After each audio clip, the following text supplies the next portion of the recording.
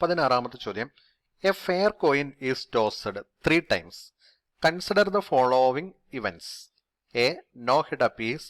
B. Exactly 1 head appears. And C. At least 2 heads appear. A fair coin is tossed 3 times. ഒരു fair coin 3 പ്രാവശ്യം toss ചെയ്യുന്നു. അങ്ങനെയെങ്കിൽ ഒന്നാമത്തെ ചോദ്യം, write the sample space and the events A B C of the experiments.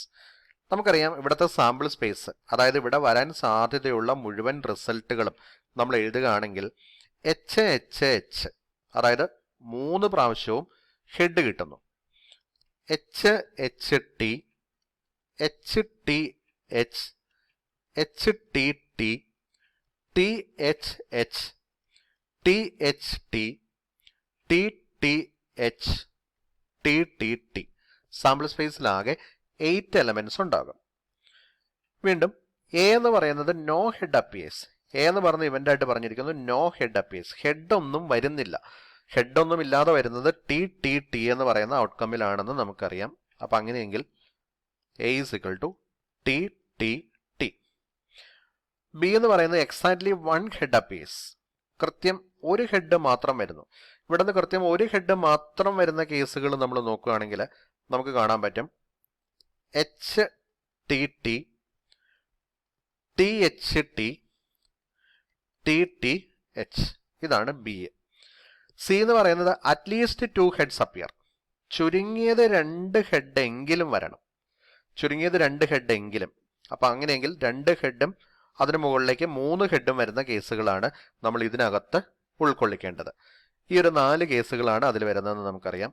അതായത് H H H, H H T, H T H, T H H.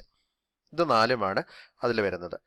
ഇതാണ് എയും ബിയും സിയും നമ്മൾ എഴുതുകയാണെങ്കിൽ നമുക്ക് കിട്ടുന്ന സെറ്റുകൾ. ഇവിടുത്തെ രണ്ടാമത്തെ ചോദ്യം, do they form A set of mutually exclusive events, give reason. ഈ എയും ബിയും സിയും മ്യൂച്വലി എക്സ്ക്ലൂസീവ് ഇവന്റ്സ് ആണോ എന്നാണ് നമ്മളോട് ചോദിച്ചിരിക്കുന്നത്. നമുക്കറിയാം മ്യൂച്വലി എക്സ്ക്ലൂസീവ് ഇവന്റ്സ് എന്ന് പറയുന്നത് കോമൺ ആയിട്ട് എലമെന്റ്സ് ഒന്നും ഇല്ലാത്ത ഇവന്റ്സ് ആണ്.